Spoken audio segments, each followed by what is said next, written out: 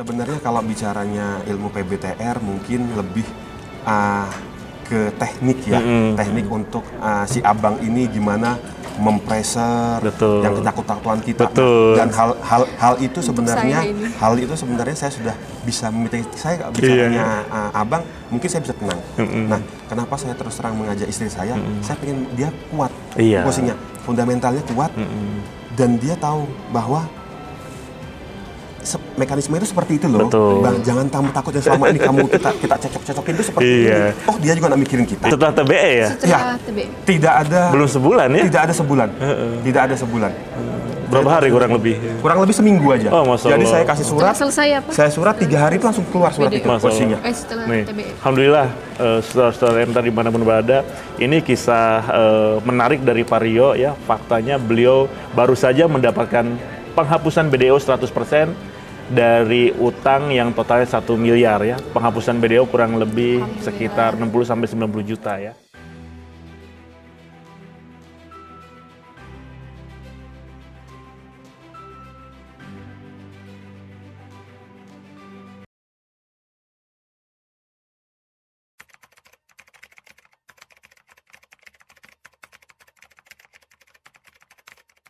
Assalamualaikum warahmatullahi wabarakatuh. Waalaikumsalam. Alhamdulillahirrahmanirrahim. Rabbi shrah li sadri wa yassir li amri wahlul 'uqdatam min lisani yafqahu qawli. Alhamdulillah, sahabat MTR dimanapun berada, kita bertemu kembali dalam podcast Lunas Utang Miliaran. Dan kali ini saya kedatangan tamu yang luar biasa.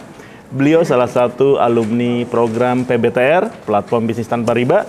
Beliau adalah Pak Rio dengan Bu Asri. Beliau adalah salah satu pengusaha BBM dari kota Balikpapan. Bayangin, dari kota Balikpapan. Langsung saja, alhamdulillah beliau sudah ada di samping saya.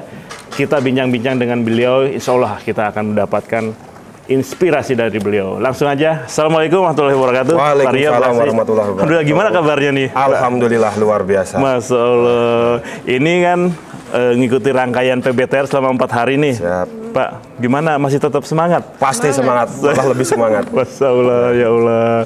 Baik, Pak Rio, kami ingin tahu nih sebelumnya ya, boleh diperkenalkan dulu aktivitas Pak Rio dan Bu Asri selama ini, kemudian apa usahanya dan sebagainya, silakan. Ya, perkenalkan, nama saya Rio Suryanto. Di sebelah saya istri saya Asri Ivo. Saya berasal dari kota Balikpapan. Kegiatan saya saat ini adalah di bidang transporter BBM yang mengakomodasi untuk darat dan laut seperti itu. Saya mempunyai anak 1. Baik. Dan sebelumnya mungkin saya cerita sedikit terkait sama sebelum saya mendirikan usaha ini. Boleh. Ya. Saya sebelumnya adalah mantan ex-banker di kota tersebut, tetapi saat ini yang seperti Kang Su lihat, saya sudah mengambil jalan hijrah seperti itu. Dulu di bank sempat berapa tahun Pak di bank? Kurang lebih untuk di bank itu sekitar 5 tahun berjalan.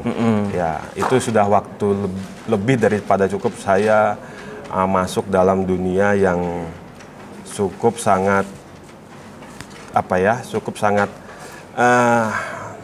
dalam lingkaran yang salah seperti itu. Padahal di bank dulu sempat justru menjadi terbaik dan sebagainya ya Pak ya. Alhamdulillah, saya kalau bicaranya pekerjaan sebelumnya saya nggak ada alasan untuk saya keluar dari pekerjaan tersebut. Tapi berbicaranya hati nurani ini yang membuat saya untuk passion saya bukan di sini, gitu. Itu yang membuat saya untuk bahasanya hijrah lah seperti itu, untuk mencari ridho Allah seperti sampai itu. Akhirnya hijrah, kemudian membangun usaha. Ya, sebelum membangun usaha saya sempat usaha kecil ya kan, itu bidang mungkin kalau sekarang itu potong rambut yang saya kenalnya barbershop. Itu usaha saya awal setelah saya hijrah, di mana usaha itu saya dirikan dengan dengan keterbatasan saya untuk minim untuk masalah dunia barbershop, tapi saya bicara adalah tentang bisnisnya aja. Karena saya dulu mantan banker, otomatis untuk bicara analisa bisnis saya sudah jago ya. Sudah lebih paham duluan seperti itu. Ternyata berjalannya waktu, usaha yang benar realnya itu nggak semudah seperti saya menganalisa itu, seperti itu, menjalaninya seperti itu. Tapi sebelum saya keluar dari bank, di akhir-akhir saya keluar bank itu saya ada masalah. Yang dimana masalah itu berkaitan dengan kejadian saya saat ini. Dimana saya niat saya udah mau pengen hijrah, keluar pengen memperbaiki, tetapi malah terjelat malah utang piutang. Sebelumnya saya di banker, walaupun saya dunia perbankan, saya tidak ada namanya hutang. Saya paling takut hutang. Sedangkan saya dikasih kartu kredit pun dari fasilitas kantor, itu saya tolak. Karena merasa, saya bilang dengan sombongnya, itu kartu orang susah. Kita bisa bayar cash, kenapa harus bayar harus kredit seperti itu. Namun ya mungkin itu dilema, mungkin itu perjalanan hidup saya. Saya masih merasa bersyukur, alhamdulillah Allah masih sayang sama saya. Dimana dengan kejadian itu saya merasa saya waktunya untuk diingatkan, untuk kamu harus kembali lagi ke jalanku, seperti itu. Nah, kejadian itu apa? Jadi gini, fasilitas utang ini sebenarnya bukan utang saya. Utang rekan saya yang pada waktu ketika itu saya di bank, hari-hari terakhir, dia membutuhkan cash flow yang notabene untuk usahanya beliau. Karena saya, ya itulah saya tidak tahu saya terlalu lugu atau terlalu percaya sama orang. Saya pinjamkan dana tersebut ke salah satu debitur saya. Ya.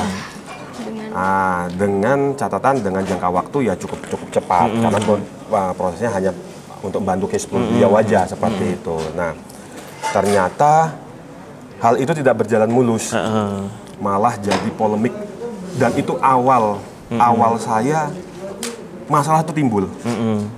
Satu sisi saya sudah hijrah, mau hijrah keluar, bukannya malah baik, malah dibentrokan sama masalah lagi. Malah tersandung dengan masalah ini ini lagi. Kasus utang seperti ini. Melibatkan teman. Dilibatkan teman seperti itu. Jadi rencananya dia mau mengembalikan pinjaman itu, sampai detik ini pun itu tidak terjadi. Karena saya berbicaranya adalah sama debitur saya yang saya pinjamin itu adalah ajas kepercayaan, saya pun tidak pernah prestasi atau ingkar janji untuk masalah itu. Debitur saya ngasih itu karena dia percaya sama saya. Akhirnya dengan berat hati saya agunkanlah rumah saya untuk membayar ke debitur itu, dengan catatan pada waktu itu saya akan dibayar selesai sama beliau. Padahal itu bukan utangnya Bapak ya sebenarnya. Jadi pinjaman itu saya makan saya tidak, ngerasain duitnya juga tidak. Jadi duit itu masuk rekening, saya pindah langsung ke rekening. Akhirnya jual aset. Ajukan kredit dan dilunaskan. Ajukan kredit dan itulah jadi fasilitas kredit saya. Akhirnya nutup utang dengan cara berutang lagi. Karena posisinya pada saat itu saya karyawan biasa, nggak punya uang bicara miliaran gitu, seperti itu, dengan cash yang ada kan seperti itu. Akhirnya saya ya itulah dengan cara cepat ya berutang. Jadi utang lawan utang. Yang mindset saya harus selesaikan, berbicaranya adalah kepercayaan tadi terhadap debitur itu. Karena sudah mulai tertekan juga ya. Tertekan juga kan posisinya kayak gitu. Nah, lambat laun ternyata itu nggak terrealisasi. Akhirnya saya bayarlah itu kewajiban. Jadi saya yang bayar kewajiban. Sampai saya semacet-macetnya itu adalah saya yang bayar kewajiban. Rekan ini sudah benar-benar nggak ada tanggung jawabnya sama sekali. Saya hubungin sampai saya juga frustasi waktu saat itu. Karena saya harus kembalikan duit. Saya nggak mau bayarin, sedangkan ini bukan kewajiban saya yang saya harus tanggung seperti itu. Tapi notabene yang terjadi seperti itu. Itu salah satu ujian saya pada saat saya hijrah, seperti itu. Seharusnya Allah itu malah sayang sama saya. Mungkin saya harusnya saya dikasih jalan yang lebih baik lagi. Ternyata saya malah diuji lagi posisinya. Dengan posisinya fasilitas kredit ini. Oke, berjalannya waktu, saya lost kontak. Akhirnya saya berpikir saya harus menyelesaikan ini. Betul. Sedangkan saya posisinya saya usaha juga lagi ya cuma seperti itu, barber juga berjalan lebih cukup seperti itu. Terjadilah yang saat ini masih marak adalah COVID.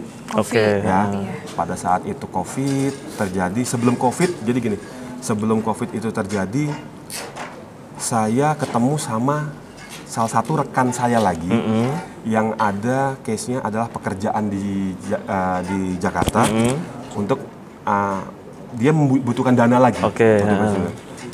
Ya, karena saya merasa, mungkin ini Allah ngasih saya jalan, dengan ini berjalan saya bisa lunasin itu. Itu asumsi saya. Asumsi Bapak. Ya kan? Akhirnya saya waktu itu saya bismillah lah posisinya dengan ikhtiar saya, ini saya dikasih rezeki pekerjaan ini dengan berjalan. Saya pinjam lagi lah sama rekan saya untuk membiayai itu lagi. Saya asumsinya adalah saya pengen selesai, bukan saya mau. Dan waktu itu memang belum kenal MTR ya? Belum kenal, belum sama sekali saya kenal. Mindsetnya masih utang. Masih utang, tapi saya pribadi itu salah. Udah paham. Paham, cuma belum detail saat saya mengenal TBE dan PBTR saat ini. Lalu apa yang terjadi kemudian? Ternyata berjalannya waktu itu bukan menyelesaikan masalah, tapi tambah menambah masalah.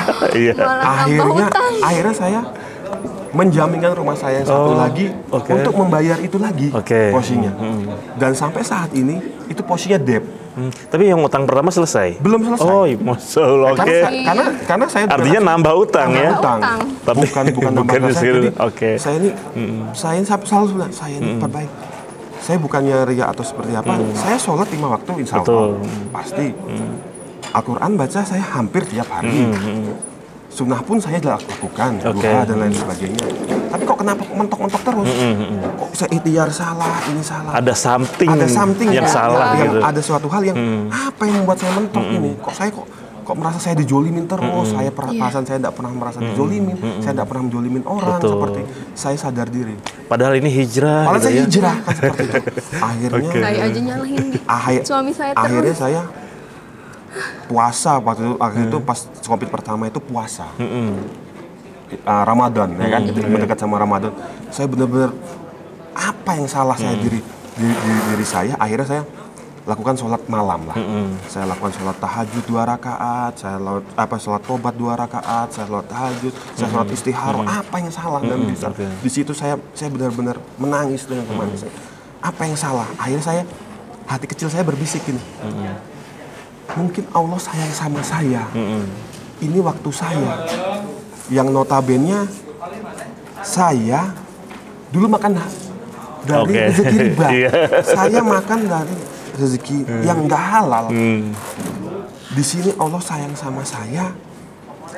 Mungkin Allah menghisap saya dengan rezeki saya yang kotor dulu itu untuk dibersihkan. Dengan ditipu. Dengan saya posisinya, saya ditipu. Karena apa? Saya dulu mungkin zolim sama orang. Mungkin saya ada zolim sama debitur. Saya terus terang ada hal-hal yang saya harus, yang ini aslinya nggak bisa saya jadikan bisa. Seperti itu. Jadi saya sudah merasa manipulasi data gitu. Saya ini salah gitu loh. Dulu saya salah, saya ngaca pada diri saya itu bersalah. Allah sayang sama saya masih berpikir positif di situ aja. Allah sayang saya dikasih bentrokan dengan seperti ini, dengan sekeras-kerasnya saya mau apa lagi nih posisinya. Dan sampai akhirnya kemudian mulai kenal dengan MTR. Nah, jadi gini, awal mula kenal sama MTR, jadi gini, setelah saya hijrah itu, saya ada call salah satu penggiat MTR di Balikpapan. Kenapa saya call dianya? Karena beliau dulu adalah mantan nasabah saya. Malah jadi mantan nasabah ya? Dia dulu posisinya. Saya call beliau, Pak, saya sebut namanya Pak Arif ya. Pak Arif. Jadi saya call sama dia, Pak, Assalamualaikum, gimana kabarnya, gimana usaha? Saya bilang, Pak, saya mau informasikan, saya sudah tidak di bank lagi seperti itu. Apa kegiatannya? Saya usaha barbershop ini posisinya saya jalanin posisinya, dan beliau cukup sangat senang. Ayo Mas, kita ketemu posisinya. Oh gitu. Ya, dari awal itulah saya mengenal namanya MTR. Pertamanya saya juga berpikiran MTR ini apa? Karena saya bicaranya ya seperti yang dibicarakan sama coach sebelumnya. Saya ini mau menyelesaikan utang. Mau ikut kayak gini, apakah ini menyelesaikan utang? Saya anggap, oh mungkin masih ragu ya. Teman-teman di MTR ini, komunitas ini, wah saya mau ditalangin utang saya. Dengan posisinya kan saya kan ini bukan utang saya, utang orang lain yang saya tanggung seperti itu. Mungkin dengan utang case seperti ini saya bisa, wah spesial case lah seperti itu. Ternyata tidak, ya kan? Malah yang notabene saya beranggapan seperti itu, akhirnya loh kok enggak gitu kan posisinya. Apa mana yang merupakan itu setelah ketemu MTR, langsung rumah ya kan, silaturahmi seperti itu. Saya ini butuh duit untuk menyelesaikan. Jadi pikirannya waktu pertama masih ini ya, dibayarin, butuh duit dan sebagainya gitu. Karena kan saya tuh pengen menyelesaikan utang saya pengen menyelesaikan utang karena saya takut posisinya satu sisi saya zolim sama orang yang saya pinjamin itu posisinya. Karena ya saya tahu zolim. Karena saya juga posisinya tidak membayar ke beliau kan. Sampai akhirnya apa yang membuat Pak Rio dan Bu Astri merasa tek gitu loh. Wah, ini nih yang saya butuhkan gitu. Waktu itu ada TBE waktu itu ada event saya ngikutin, sebelumnya saya ngikutin event-event yang ada per 2 minggu, IBM, sharing session. Iya, sharing session, saya ikutin itu. Akhirnya saya cobalah ikhtiar saya cobalah. Bismillah, saya coba turunkan ego saya bahwa saya memang harus berubah kan kayak gitu. Intinya saya kan kemarin hijrah pun juga saya harus berubah untuk tidak namanya meninggalkan dunia riba ini sendiri kan seperti itu. Ada event di mana itu event BDF, Bad Debt Free ya, maksudnya. Di situ saya berbicaranya, wah itu lebih mengena dari event-event sebelumnya. IBM hanya bicara fikih, wah ini apaan ini saya bilang, masih ego saya bilang pas ada event, nanti aja lah saya mau cari duit ini untuk bayar utang kan posisinya. Kalau ikut ini habis waktu saya nggak bisa ini masalah. Nah di BDF itu saya benar-benar mengena yang berbicaranya tentang saya salah. Itu saya benar-benar di situ, saya benar-benar hati saya terketuk, saya sampai benar-benar nangisnya. Yang notabene astagfirullahaladzim, saya selama ini salah.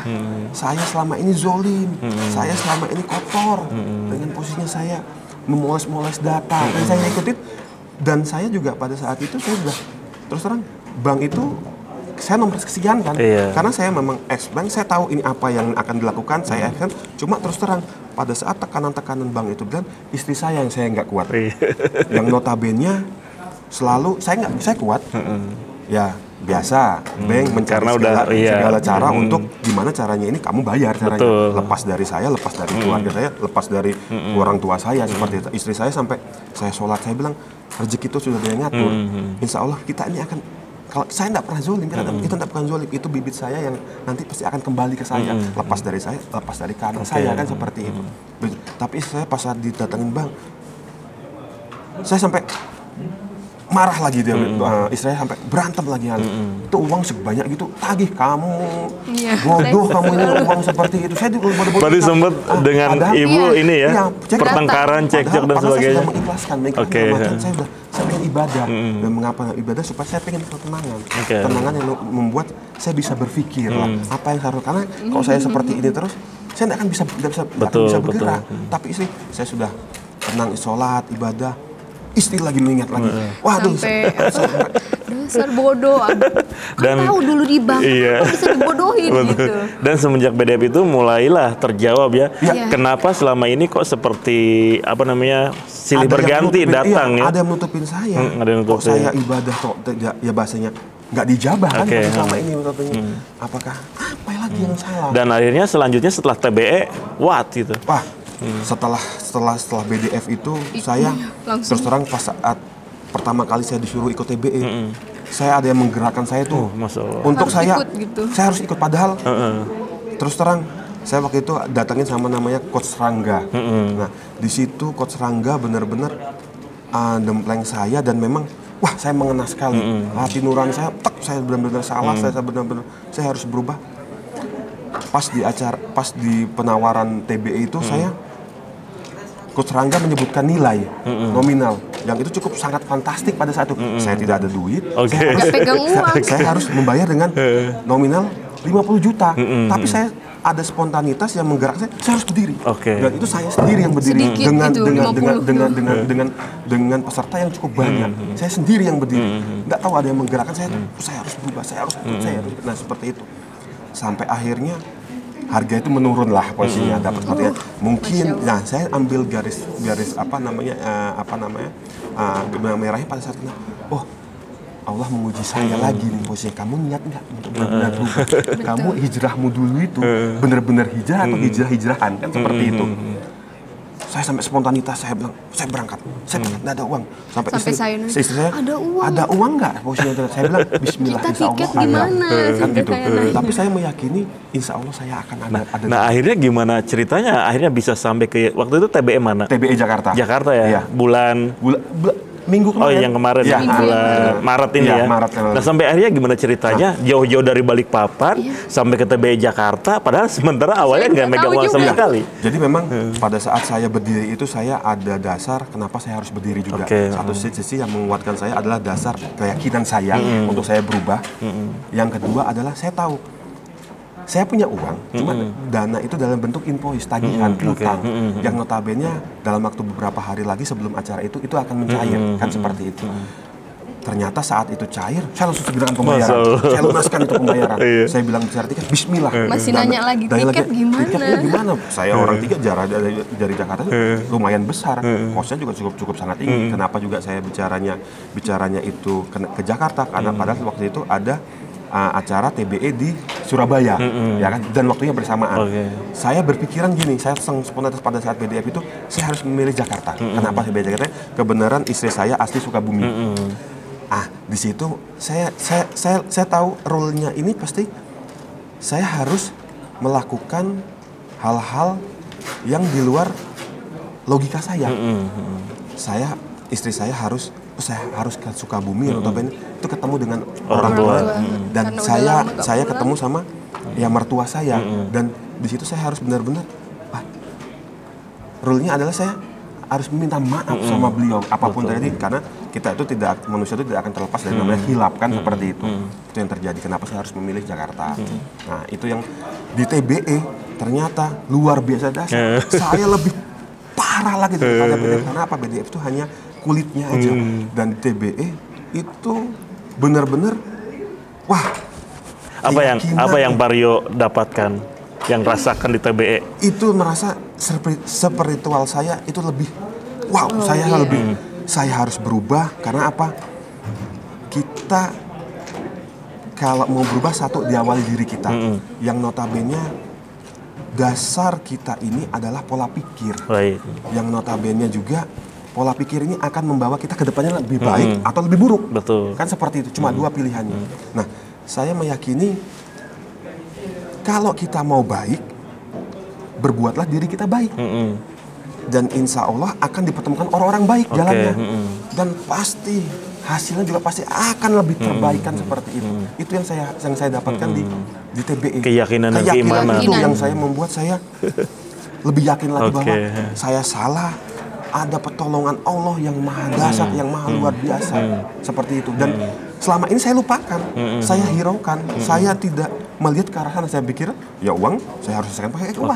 Seperti itu. Harus dicari gitu. Benar-benar momen TBE itu benar-benar menguras energi saya, terutama spiritual saya, untuk saya benar-benar 360 derajat kamu harus berubah. Bukan bahkan berbicaranya duniawi lagi. Bahkan pada saat saya TBE itu saya benar-benar lebih dalam lagi nangisnya, lebih dalam lagi untuk keyakinan saya. Saya bahkan berikhtiar pada saat TBE itu mudah-mudahan saya diberi kelancaran rezeki dan sebagian rezeki saya akan sedekahkan untuk maslahat umat. Masya Allah. Seperti itu Baik. saya. Dan saya dengan ilmu yang saya dapat, bahkan saya ada embel-embel bankers yang kita takutin selama ini, itu saya akan sebarkan ke teman-teman, ke saudara-saudara yang lingkungan itu yang saya harus berdakwah. Betul. Saya harus menyampaikan ilmu ini yang orang-orang ketakutan selama ini. Kamu nggak harus takut bahwa ada bantuan Allah di situ. Baik. Nah, sekarang saya ingin tanya nih dengan Bu Astri. Pasti di balik kekuatan Pak Rio pasti ada support dari istri ya. Ini Bu Astri ngerasain nggak Pak Rio sebagai suami ketika sebelum kenal dengan MTR, kemudian setelah kenal MTR bahkan ikut TBE, perubahan apa yang paling dirasakan, Bu? Mungkin lebih apa ya? Lebih romantis kan? Oh, lebih romantis, Masya Allah.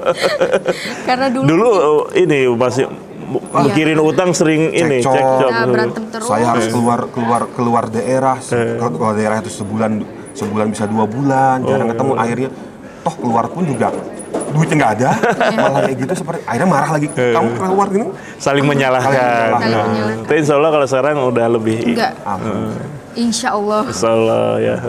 Nah, kemudian Pak Rio ini kan 4 hari ini nih ikutan PBTR nih ya. Nih, sahabat MTR dimanapun berarti ini sangat menarik ya. Beliau ini seorang ex-banker ya, tapi ternyata terjebak utang gitu kan. Dan beliau justru ingin belajar ilmu di MTR, terutama di PBTR mengenai teknik-teknik pelunasan utang ya, Pak. Pak boleh tahu nggak total sisa utangnya berapa? Jadi kalau utang bank itu saya sekitar 1,3. Oh, Masya Allah. 1,3 yang awalnya yang terkan awal tuh 1 miliar. Dan yang kedua yang proyek yang sama rekan yang baru lagi itu sekitar 300-an, 350 tapi berjalan sekarang sudah sekitar 300-an. Kurang lebih 1,5 ya. 1,5. Tapi ada yang dana yang pihak 3 yang rekan-rekan saya yang selama yang awalnya dulu tuh kerjasama tapi nggak jalan karena dana itu saya gunakan untuk modal kita tapi saya ditipu. Oh ya Allah. Seperti itu. Nah itu langsung saya setelah saya saat ini masih ada beganjilan apakah itu. Tapi saya berat ya kalau itu memang utang saya akan bayar itu walaupun dengan kemampuan saya yang ada seperti itu karena saya takut sekali untuk terutama untuk masalah zolim ya. Iya betul. Gitu. Nah kemudian ini selama 4 hari ini kan ikut PBTR nih. Iya. Apa aja nih yang Pak Rio dan Bu Astri dapatkan di PBTR? Ini lumayan loh 4 hari jauh-jauh dari Balikpapan. Ada sesuatu yang Bapak dapatkan? Ya. Sebenarnya kalau bicaranya ilmu PBTR mungkin lebih ke teknik ya, teknik untuk si abang ini gimana mempreser yang ketakut-takutan kita. Dan hal itu sebenarnya saya sudah bisa saya bicaranya abang mungkin saya bisa tenang. Nah, kenapa saya terus terang mengajak istri saya pengen dia kuat posisinya, fundamentalnya kuat dan dia tahu bahwa mekanisme itu seperti itu loh. Bang, jangan kamu takut yang selama ini kita cocok-cocokin itu seperti ini. Oh, dia juga nggak mikirin kita kan gitu. Kalau Pak Rio kan notabene sebagai ex-banker setidaknya udah paham ya mengenai prosedur bank, cara penagihan dan perlakuan mereka. Tapi mau nggak mau yang namanya utang pasti akan melibatkan pasangan. Nah, makanya diajak Ibu ya supaya makin paham juga. Supaya beliau bisa paham. Kita ini di sini ini khususnya di dunia ini cuma sementara. Semua yang kita dapat itu hanya titipan. Bahkan handphone yang kita pegang tiap harinya itu tidak dibawa. Jadi lepaskan itu.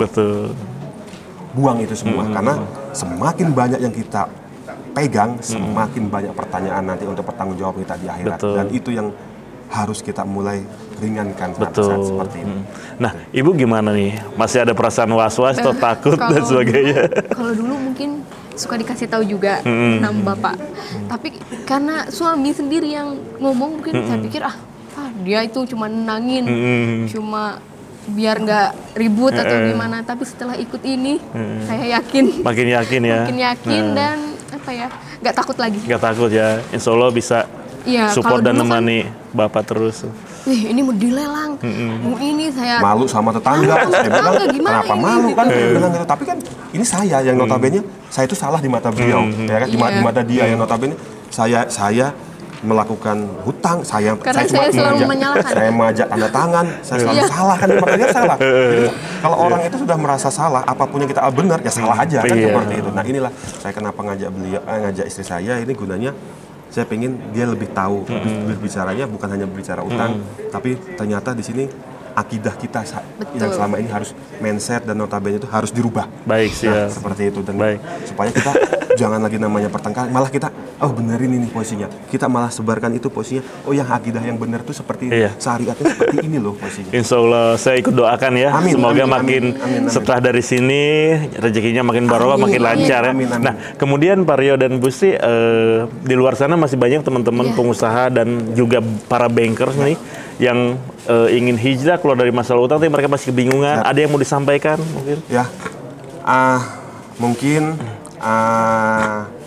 untuk teman-teman saya yang sesama banker khususnya, segeralah berubah, segeralah taubat, karena yang selama kita lakukan ini adalah salah. Riba itu sangat kejam, dampaknya berpengaruh pada keluarga. Yang lebih dahsyat lagi, dosa riba serendah-rendahnya, seminim-minimalnya adalah berzinah dengan 34 wanita dalam satu malamnya. Bahkan ibu saya sendiri, ibu kita sendiri itu kita zinahi. Seperti apa dosanya? Tinggal murkanya Allah dan tinggal laknatnya Allah aja yang datang ke kita. Tinggal tunggu waktunya itu posisinya. Dan khususnya teman-teman sama pengusaha yang saat ini mungkin berkecimpung dengan dunia bank yang membesarkan usahanya dengan pinjaman utang bank, segera tinggalkanlah. Yakinilah akan pertolongan Allah. Insya Allah, Allah tidak akan tidur. Allah di mana saja. Selama kita ikhtiar dan niat baik, insya Allah kita akan dikasih jalan baik, hasil baik, dan orang-orang yang baik. Insya Allah, pintu rezeki bukan dari pintu satu saja, dan dari pintu mana saja, dan itu sudah dijanjikan oleh Rasulullah SAW. Masya Allah. Ibu mungkin ada juga yang mau disampaikan? Mungkin sama. Juga dari suami ya. Baik. Alhamdulillahirrahmanirrahim. Pak Rio, terima kasih banyak. Ini saya merinding dari tadi, Pak Rio. Dan insya Allah mudah-mudahan ini menginspirasi ya teman-teman sahabat dan mungkin di sana. Satu lagi mungkin Kang. Alhamdulillah juga sebelum saya ikut PBTR, alhamdulillah saya sudah dapat BDO. Oh, Masya Allah. Yang notabene saya kemarin saya hindari dengan posisinya saya tidak mau ketemu. Walaupun saya tahu ini material dan dia pasti penyelesaian bayar. Saya hindari, pas titiknya telepon nggak diangkat, dan akhirnya saya beranikan diri untuk ketemu. Saya janjian dengan pihak bank. Saya bilang, beliau dengan gagahnya untuk Pak selesaikan utang dan sebagainya. Saya selalu bilang, Mbak, saya akan selesaikan utang ini dengan catatan saya dihapuskan bunga, saya dihapuskan denda, dan saya dihapuskan biaya-biaya itu apapun itu bentuknya. Kalau memang itu dibayarkan untuk pokoknya saja, insya Allah Mbak, dalam waktu dekat saya akan segera lunasin. Seperti itu bahasa saya pada saat itu. Dan apa jawabannya pihak bank itu? Pak Rio, jangan khawatir. Setiap pembayaran Pak Rio saat ini kita akan bayarkan untuk penurunan pokok. Saya belum melakukan surat, saya hanya bertemu sekali. Alhamdulillah, qadarullah, saya mendapatkan itu. Akhirnya saya disuruh oleh pihak bank, Pak Rio, tolong buatkan surat untuk secara tertulis bahwa Pak Rio minta keringanan itu. Saya buat dan dibalaslah surat itu. Alhamdulillah, surat itu keluar. Oh, Masya Allah. Dan saya yakini lagi pada saat itu. Dan saat ini insya Allah saya akan melakukan pembayaran untuk menyelesaikan utang itu di bulan ini. Karena kemarin BDO-nya berapa Pak dihapuskan? Semuanya. Oh, semuanya? 100% ya? 100%. Nilainya berapa rupiah? Ingat nggak?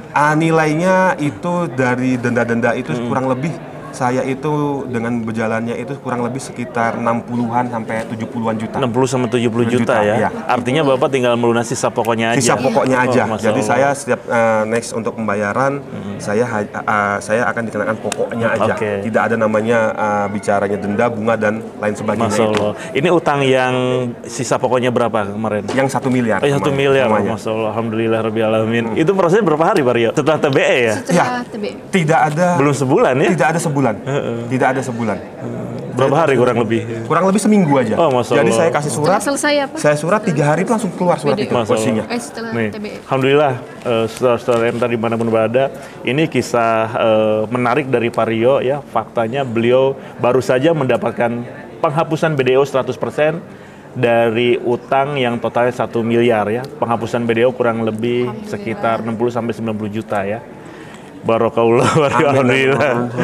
Mudah-mudahan ini sangat menarik ya, menginspirasi teman-teman semua untuk segera berhijrah. Ya, amin. Mudah-mudahan juga menjadi catatan amal ibadah periode Bu Asri ya. Ini saya sendiri alhamdulillah banget nih bisa bincang-bincang dengan Pak Rio dan Ibu nih. Banyak mendapatkan insight positif ya.